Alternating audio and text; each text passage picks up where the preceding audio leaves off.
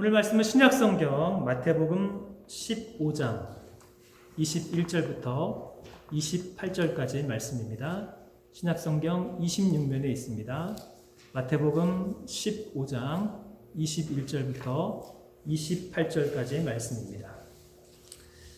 제가 한 절, 여러분 한 절 계신 곳에서 교독하며 읽겠습니다. 예수께서 거기서 나가사 두로와 시돈 지방으로 들어가시니 가란 여자 하나가 그 지경에서 나와서 소리질러 이르되 주 다윗의 자손이여 나를 불쌍히 여기소서. 내 딸이 흉악하게 귀신 들렸나이다. 예수는 한 말씀도 대답하지 아니하시니 제자들이 와서 청하여 말하되 그 여자가 우리 뒤에서 소리를 지르오니 그를 보내소서. 예수께서 대답하여 이르시되 나는 이스라엘 집에 잃어버린 양 외에는 다른 데로 보내심을 받지 아니하였노라 하시니 여자가 와서 예수께 절하며 이르되 주여 저를 도우소서. 대답하여 이르시되 자녀의 떡을 취하여 개들에게 던짐이 마땅하지 아니하니라. 여자가 이르되 주여 올소이다마는 개들도 제 주인의 상에서 떨어지는 부스러기를 먹나이다 하니 예 예수께서 대답하여 이르시되 여자여 내 믿음이 크도다. 내 소원대로 되리라 하시니 그때로부터 그의 딸이 나으니라. 아멘. 지난 9월 7일 월요일날 레이벌데이를 맞이하여서 아이들과 함께 우리 교회가 기도하고 후원하고 있는 이덕재 선교사님이 사역하시는 크리스찬 비전 아카데미에 다녀왔습니다. 코로나 바이러스가 아니라면 우리 교회 전교인 수련회로 모임을 계획했던 그날이었습니다.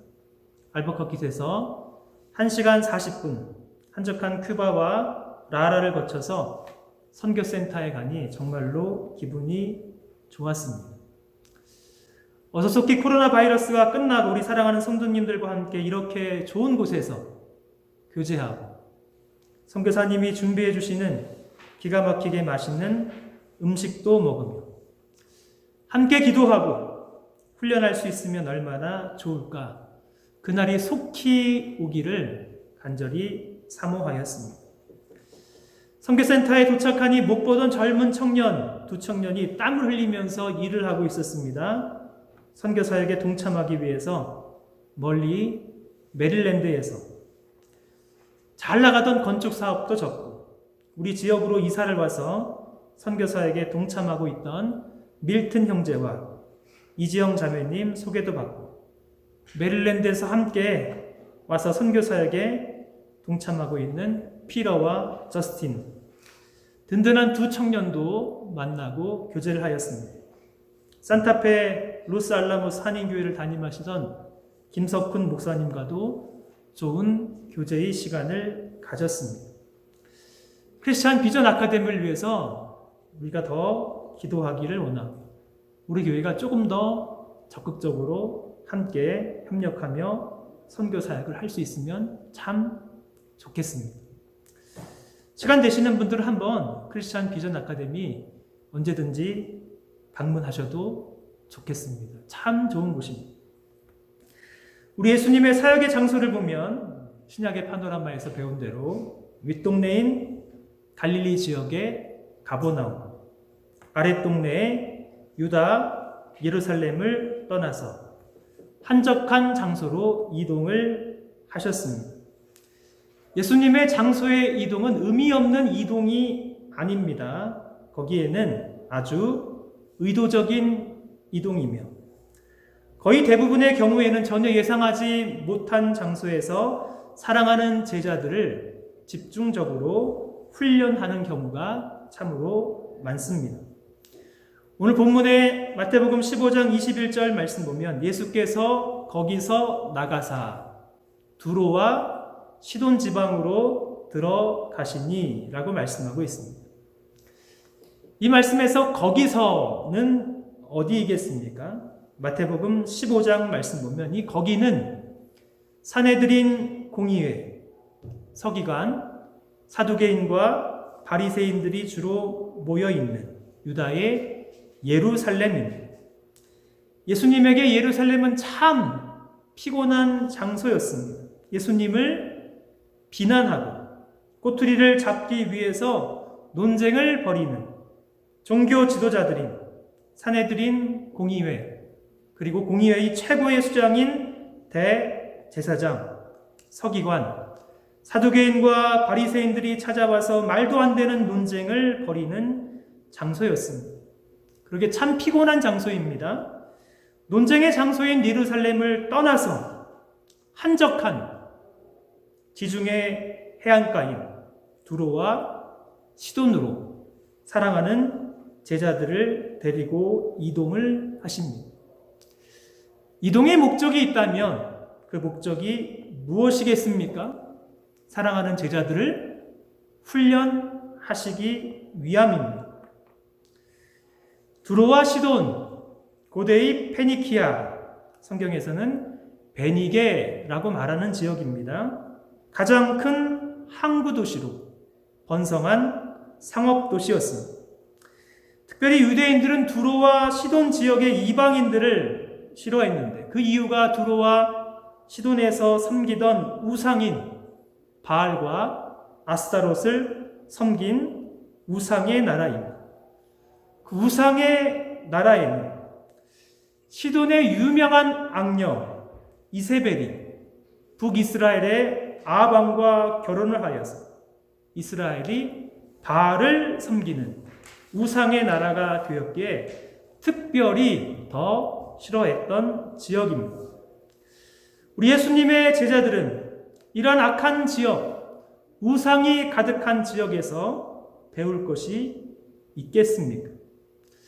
만약 거기서 배운다면 무엇을 배울 수 있겠습니까? 예수님께서 이제 마지막으로 유다의 예루살렘으로 올라가시면 십자가에 못 박혀 이 땅에서 삶이 얼마 안 남은 중요한 시점입니다. 사랑하는 제자들을 두로와 시돈으로 데리고 가신 예수님은 이곳에서 아주 중요한 신앙의 교훈을 제자들이 얻기를 원하셨습니다. 두로와 시돈에서 만난 이방인 가나안 여인, 그 여인의 믿음을 사랑하는 제자들이 배우기를 원합니다. 오늘 본문 28절 말씀 보면 예수님께서 이 여인을 향하여서 이렇게 말씀하십니다. 여자여, 내 믿음이 크도다. 내 소원대로 되리라 하시니 그때로부터 그의 딸이 나으니라. 예수님은 이방 지역의 이 여인을 향하여서 내 믿음이 크다라고 인정해 주셨습니다. 그리고 그 여인의 간절한 소원대로 드리라고 말씀하시면서 여인의 귀신 들린 딸을 고쳐 주셨습니다. 마태복음 1장부터 15장까지의 말씀을 보면 우리 예수님께서 인정해 주신 큰 믿음의 사람들이 있습니다. 마태복음 8장에는 로마의 백부장의 믿음을 보시고도 예수님은 놀랍게 여기면서 로마의 백부장의 큰 믿음을 칭찬해 주셨습니다. 그때 백부장이 이렇게 답변합니다. 백부장이 대답하여 이르되 주여 내 집에 들어오심을 나는 감당하지 못하겠사오니 다만 말씀으로만 하옵소서. 그러면 내 하인이 낫겠사옵나이다. 예수께서 들으시고 놀랍게 여겨 따르는 자들에게 이르노니 이스라엘 중 아무에게도 이만한 믿음을 보지 못하였노라 라고 말씀하십니다. 믿음이 큰 가나안 여인, 이만한 믿음을 소유한 로마의 백부장, 공통점은 이스라엘 나라의 본 자손이 아닌 이방인이었습니다. 나라의 본 자손이라 할 수 있는 이스라엘 백성들의 믿음은 어떠합니까? 예루살렘 종교의 핵심 지도자들, 산헤드린 공의회의 존귀한 회원들, 대제사장, 서기관, 바리새인, 사두개인들을 보면 전통과 율법을 붙들고 있지만 예수님을 향한 살아있는 믿음은 전혀 없습니다. 예수님의 제자들의 모습을 보면 큰 믿음이 아니라 믿음이 적기에 아주 자주 책망을 받습니다. 큰 믿음과 적은 믿음, 그리고 믿음이 없음의 차이가 있습니다. 그런 믿음의 차이를 만드는 것이 무엇입니까? 16세기 종교개혁자들은 참된 믿음에는 세 가지 요소가 있다고 강조를 했습니다.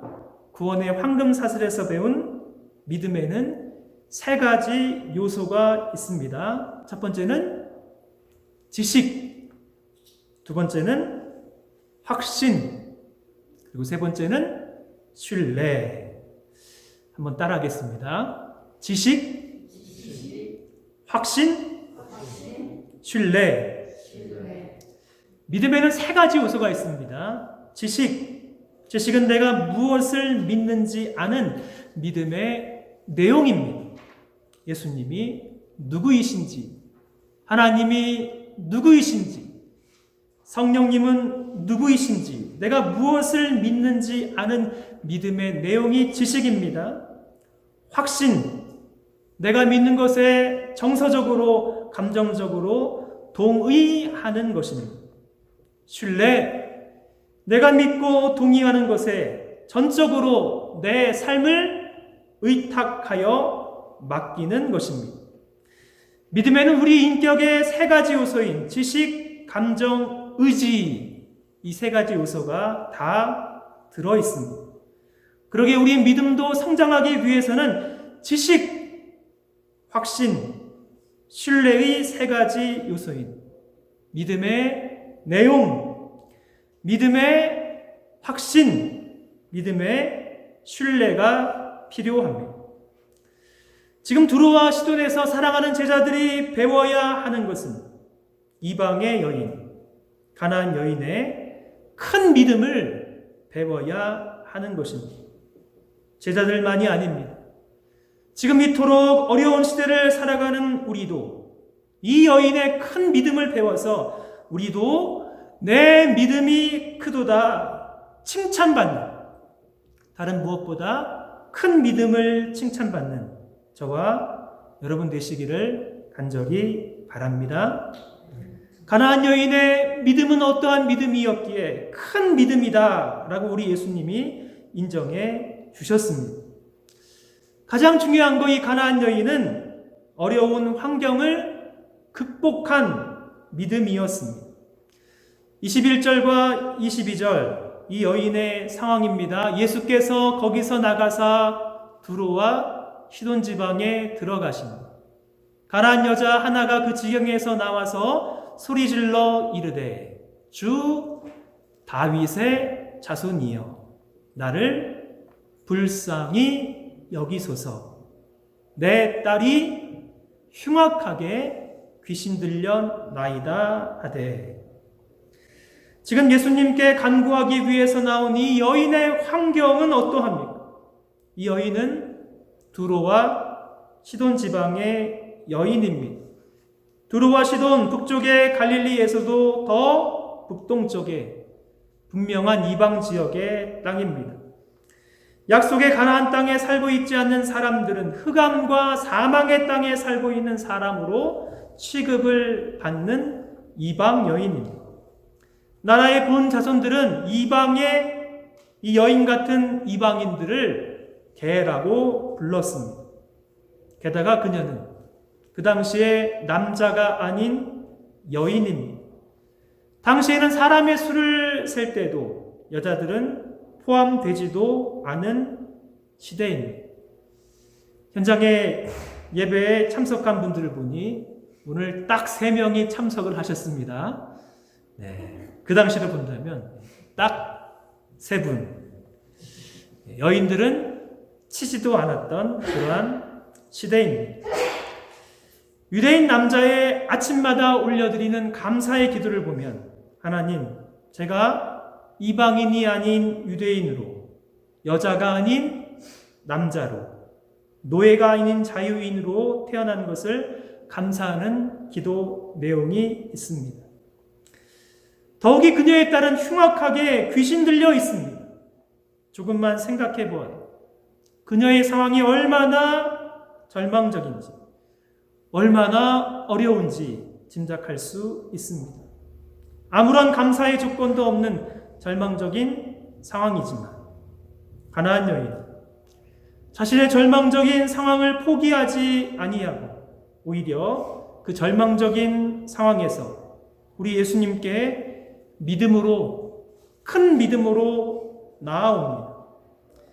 칭찬받는 믿음의 사람에게 환경은 그리 중요하지 않습니다. 아니, 오히려 어렵고 힘든 환경이면 환경일수록 더욱 하나님께 나아오는 복된 큰 믿음이 더 귀하고 더 큰 믿음입니다. 사랑하는 여러분, 지금 여러분의 상황과 환경은 어떠하십니까? 참으로 절망적이십니까? 참으로 절박하십니까? 인생을 살다 보면 누구나 절망적이고 정말로 절실한 상황에 놓일 수가 있습니다. 말씀을 준비하면서 제 인생 가운데 가장 절박한 상황이 떠올랐습니다. 2001년 신학대학원을 졸업하고 유학 준비를 하다가 분당에서 시작한 개인 과외가 너무나도 잘 돼서 유학도 잠시 미루고 풀타임 사역도 미루고 주일만 사역하는 파트타임 사역을 하면서 월요일부터 토요일 밤까지 학생들을 열심히 가르쳤습니다. 그렇게 1년 넘게 아이들을 가르치면서 인생의 방향을 수정해야 하는 것이 아닌가 정말로 심각하게 고민을 하던 때가 있었습니다. 2002년 9월 저희 집 첫째 딸 가영이가 18개월의 엄마랑 길을 걷다가 혼자 걷겠다고 걸어가다가 주차장에서 차에 치였습니다. 온몸에 자동차 바퀴 자국이 있었습니다. 머리는 피범벅이 된 딸을 데리고 응급실로 간 제 아내가 놀라서 저에게 전화를 했습니다. 응급실에 도착하니 도저히 아이를 눈을 뜨고 볼 수가 없는 제 인생에서 가장 절박한 순간이었습니다. 기도가 절로 나옵니다. 하나님, 어떻게 해야 합니까? 하나님, 이 아이 살려달라고 간절히 절박하게 기도하는, 지금도 생각나는 그때 들려오는 소리가 너 뭐하고 있니? 라는 소리가 저에게 들려왔습니다. 너 뭐하고 있니? 그 음성에 가르치는 아이들 다른 선생님들에게 부탁하고 유학도 내려놓고 목사 안수받고 풀타임 사역지에서 교구 사역도 하고 교육위원회 사역도 하고 제자훈련도 열심히 하고 청년부도 섬기고 수원 지역의 청년연합 모임도 인도하고 전도와 양육도 하고 새벽기도회, 금요기도회, 설교와 기도회 사역을 하면서 제가 평생 힘써야 할 사역을, 한 영혼을 사랑하고 전도하고 한 영혼을 주님의 제자로 훈련하고 그래서 교회와 세상을 섬기는 주님의 제자로 만드는 것이 저의 소명임을 절감하게 되었습니다. 그래서 치열하게 학업하고 더 치열하게 사역 현장에서 목회를 하다 보니 18개월 된 교통사고를 당한 큰딸 가영이를 하나님께서 잘 키워주셨습니다. 지난주에 미시간에 있는 큰딸이 저와 아내와 동생들에게 카드를 보내주었는데 카드를 읽으면서 감사한 마음으로 눈에서 눈물이 찔끔 났습니다. 일부분만 소개해 드리겠습니다. 사랑하는 아빠께, 아빠 잘 지내세요. 저는 혼자 미시간에서 잘 있으니까 걱정하지 마세요. 오히려 가족이 없이 공부하니까 아빠가 켈빈에서 공부하셨을 때 어떤 느낌이었을지 조금이나마 알 것 같습니다. 비록 저희랑 같이 왔지만 아빠 부모님하고는 떨어져 있었으니까요. 제가 말로만 아빠가 밉다고 많이 하지만 항상 아빠와 아빠 목회를 위해서 기도하고 있어요. 아빠가 많이 못 벌면 어때요? 큰딸이 벌면 되지. 위로가 됩니다. 제가 아직 학생이어서 많이는 못 도와드리지만 기도할 때 항상 아빠를 위해서 할게요. 나중에, 여기가 중요합니다. 나중에 딸카가 뭔가 하면 딸카드. 나중에 딸카 쓰셔야죠. 아빠 많이 사랑해요. 하늘만큼 땅만큼. 큰딸 가영올림. 18개월 때 절망적인 상황에서 하나님께 올려드린 큰딸. 하나님이 참 속 깊은 아이로 잘 자라게 하셨습니다. 사랑하는 여러분, 여러분의 상황과 환경이 어떠하신지요? 신앙생활하기 좋은 환경은 없습니다.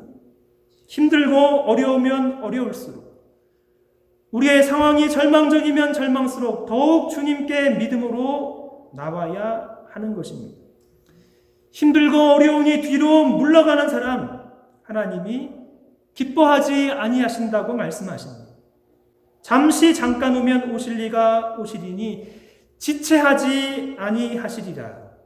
나의 의인은 믿음으로 말미암아 살리라. 또한 뒤로 물러가면 내 마음이 그를 기뻐하지 아니하리라 하셨느니라. 우리는 뒤로 물러가 멸망할 자가 아니요 오직 영혼을 구원함에 이르는 믿음을 가진 자니라. 지금 예수님의 제자들이 배워야 하는 믿음은 어렵고 불리하고 힘든 환경을 극복하는 믿음입니다. 예수님을 믿기에 딱 좋은 환경은 결코 없습니다. 기도하기에 좋은 환경도 없습니다. 사람은 환경이 좋으면 좋을수록 더 나태해지기 쉽고 더 게을러 기도하지 않습니다. 문제는 어렵고 문제는 좋은 환경이 아닙니다. 어려운 형편과 상황은 우리가 더욱더 우리 주님께 나와 기도해야 하는 가장 좋은 때입니다. 두 번째, 제자들이 배워야 하는 가나안 여인의 믿음, 그 믿음은 시험도 극복하는 믿음입니다. 우리 예수님께 나오는 가나안 여인의 모습을 보면 정말로 예수님께 간절하게 간구합니다. 22절 이렇게 간구합니다. 가나안 여자 하나가 그 지경에서 나와서 소리질러 이르되 주 다윗의 자손이여 나를 불쌍히 여기소서. 내 딸이 흉악하게 귀신 들렸나이다. 얼마나 간절하게 기도했겠습니까? 사랑하는 딸이 흉악하게 귀신 들려 있습니다. 간절한 기도이지만 예수님을 향해서 다르게 신앙을 고백하며 기도합니다. 비록 이방의 여인이지만 예수님을 어떻게 고백하냐면 주 다윗의 자손으로 예수님이 나의 주님이십니다 고백하며 믿음의 대상이신 예수님에 대한 분명한 지식을 가지고 예수님께 나아갑니다.